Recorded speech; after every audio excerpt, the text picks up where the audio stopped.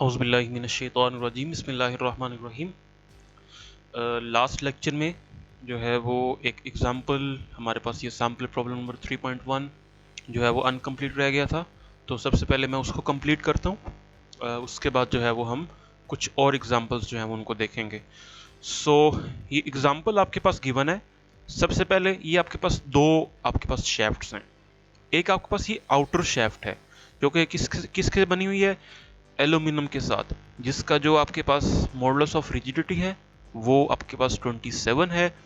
और इसके ऊपर जो है वो आउटर डायमीटर जिसका जो है वो आपके पास गिवन है 38, इनर जो है वो 30 है।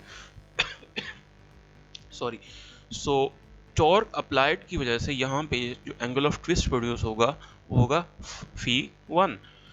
इस एल्यूमिनियम शैफ्ट के अंदर ये आपके पास एक और सॉलिड शैफ्ट इंसर्टेड है। ये आपके पास यहाँ पे गिवन है। ये आउटर आपके पास जो है वो एल्यूमिनियम है और इनर जो है वो ये आपके पास स्टील वाली शैफ्ट जो है वो इस शैफ्ट के अंदर जो है वो इंसर्टेड है। दोनों की लेंथ सेम है 0.5 दोनों शैफ्ट एंड पे फिक्स्ड हैं सपोर्ट के साथ। अब इन दोनों शाफ्ट को एंड के ऊपर हमने ये एक डिस्क लगाई हुई है। ओके, अब इस डिस्क के ऊपर हम टॉर्क टी नॉट अप्लाई कर रहे हैं। सो अब ये जो टी नॉट टॉर्क है ये दोनों शैफ्ट के ऊपर अप्लाई होगा। सो अब हम एल्यूमिनियम के ऊपर कह देते हैं कि जो आपके पास काउंटर टॉर्क है वो T1 जनरेट होगा, और जो आपके पास स्टील की शैफ्ट है उसके ऊपर हम कहते हैं कि जो आपके पास काउंटर टॉर्क है वो T2 जनरेट होगा। अब हमें फाइंड क्या करना है, a steel shaft and aluminium tube, outer steel shaft और इनर जो है वो aluminium tube are connected to a fixed support and to a rigid disc as shown in the cross section। एक साइड पे हमारे पास फिक्स सपोर्ट है, दूसरी side के ऊपर हमारे पास रिजिड डिस्क है जो कि आपके पास ये शो की हुई है। Knowing that the initial stresses are zero, determine the maximum torque T naught that can be applied to the disc if the allowable stresses are 120 megapascal in the steel shaft and 70 megapascal in the aluminum tube. Use G is equal to 77 gigapascal for steel and G is equal to 27 gigapascal for aluminum।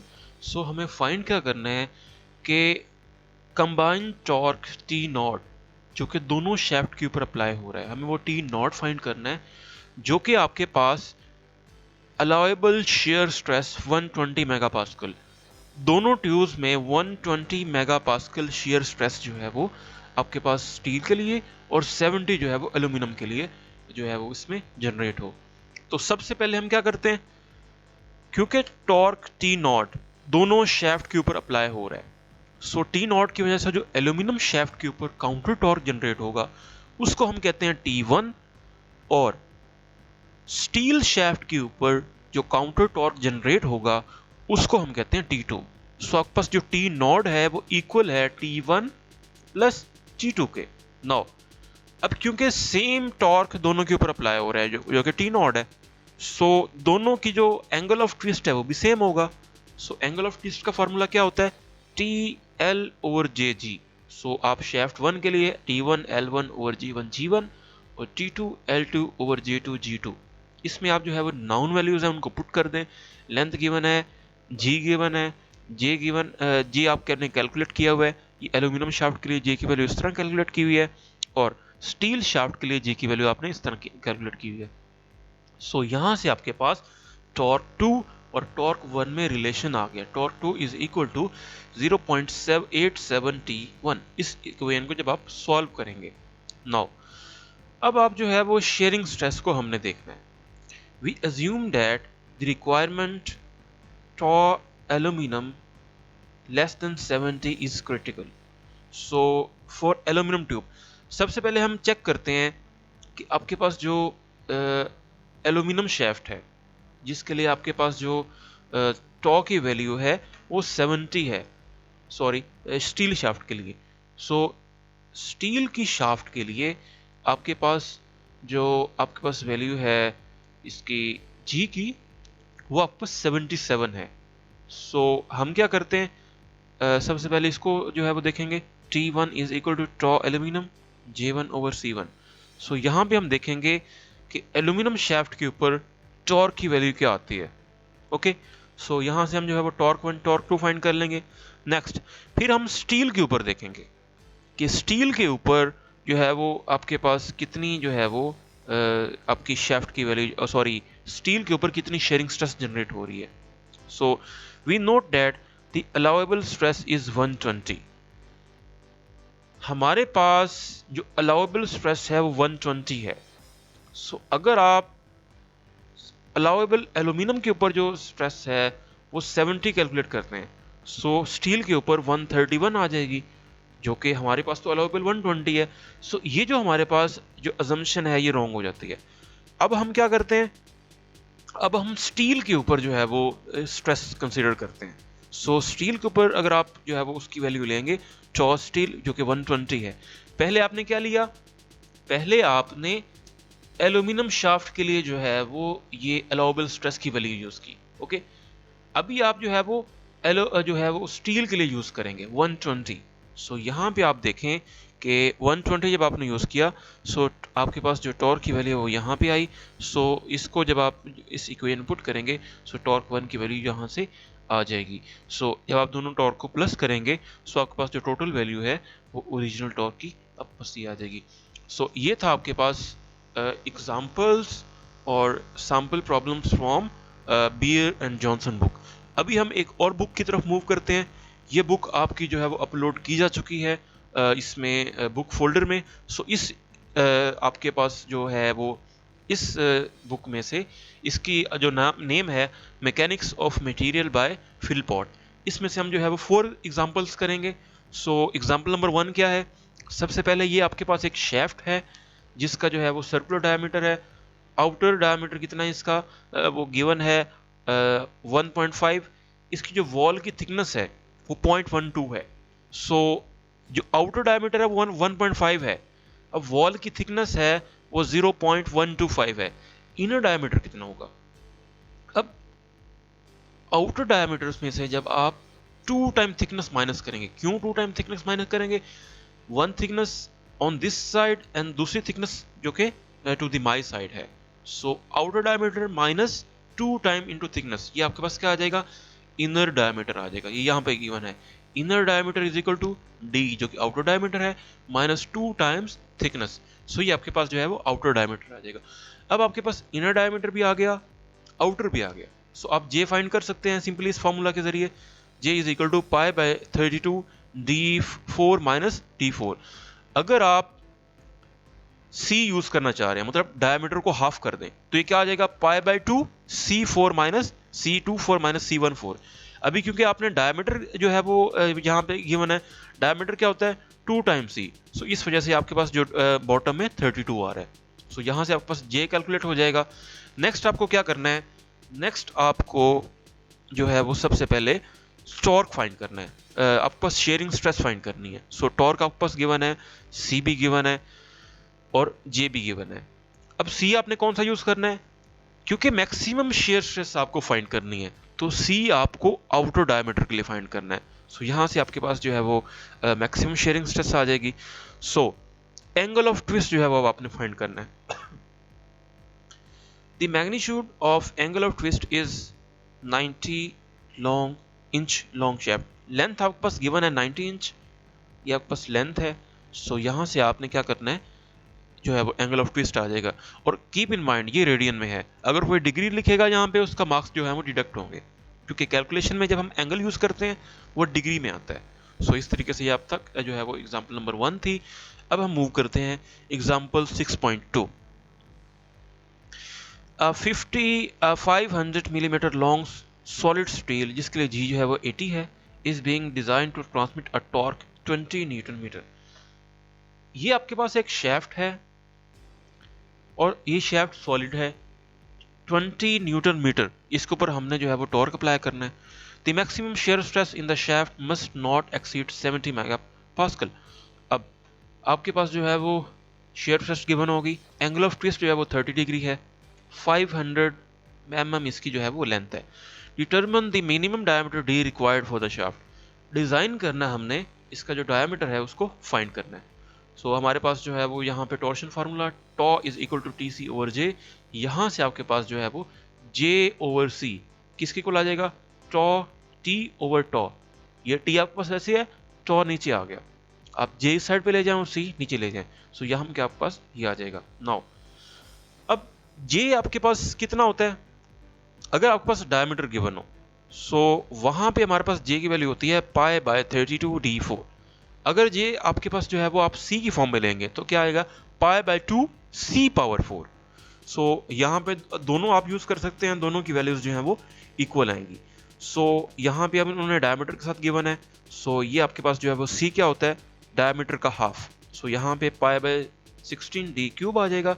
दूसरी side पे आपके पास torque और टॉ given है, सो यहाँ से जब आप solve करेंगे सो आपके पास जो है फाइनली डायमीटर आ जाएगा। एंगल ऑफ ट्विस्ट गिवन है, सो एंगल ऑफ ट्विस्ट जो है वो एंगल ऑफ ट्विस्ट आपके पास गिवन है, सॉरी फाइंड करना है। सो यहाँ से आपके पास जो है एंगल ऑफ ट्विस्ट किसके इक्वल है, टी एल ओवर जे जी। यहाँ से आपके पास जे आ जाएगा एंगल ऑफ ट्विस्ट की फॉर्म में। अब जे क्या होता है, जे से आप जो है वो फाइंड कर सकते हैं। जे आपके पास होता है pi by 34 pi by 32 d4।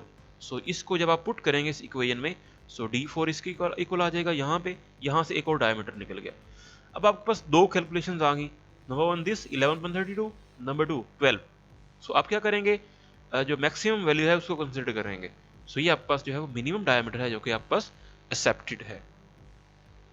Next आपके पास ये आ जाएगी एग्जाम्पल 6.3, कंपाउंड शाफ्ट है। सो एक तरफ आपके पास जो है 16 इंच जो है उसकी लेंथ है, दूसरी तरफ आपके पास 25 इंच है। A compound shaft consists of solid aluminum segment and a hollow steel segment.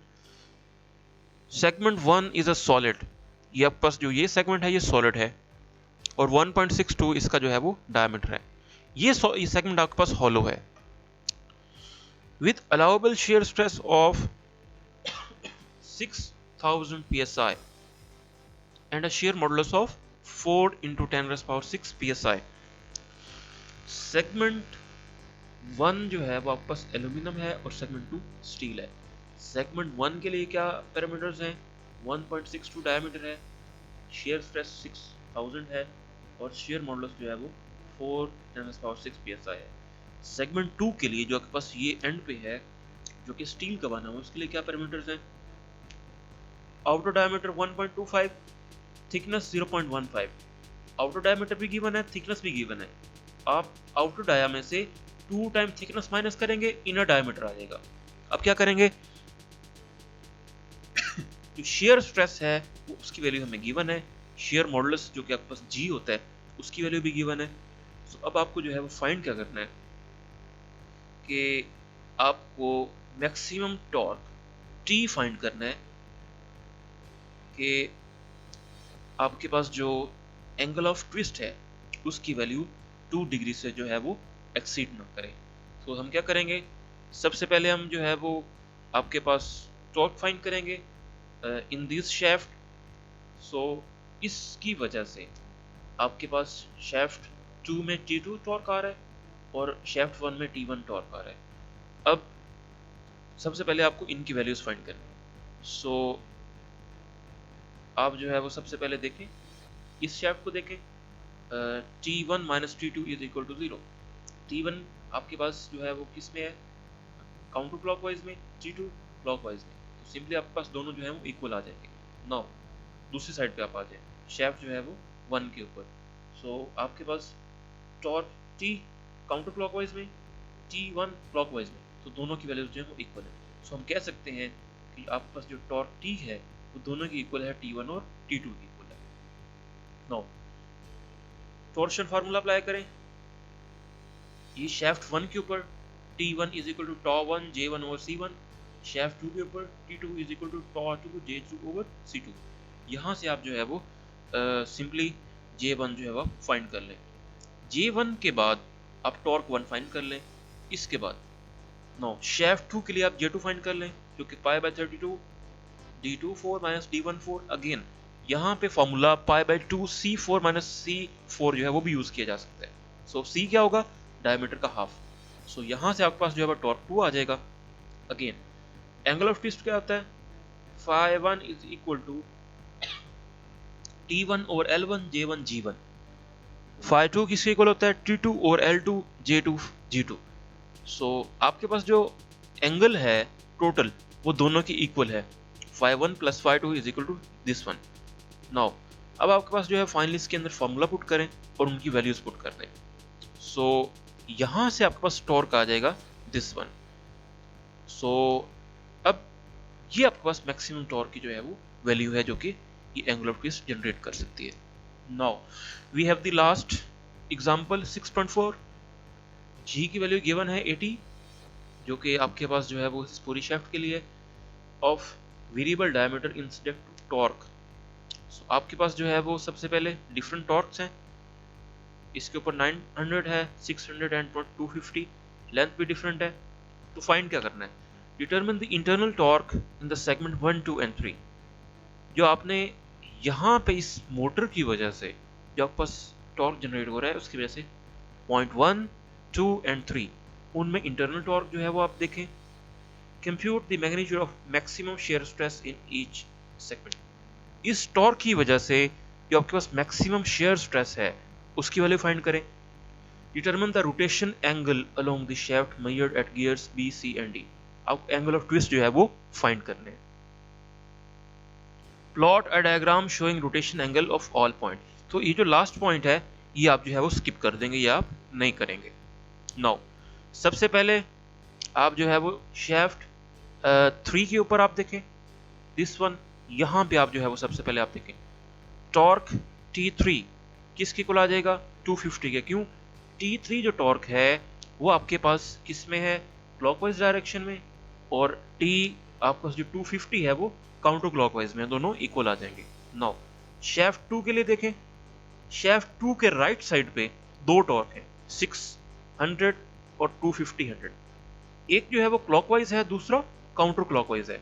सो इसकी वजह से यहाँ पे जो आपके पास टॉर्क होगा वो क्या होगा, नेगेटिव होगा।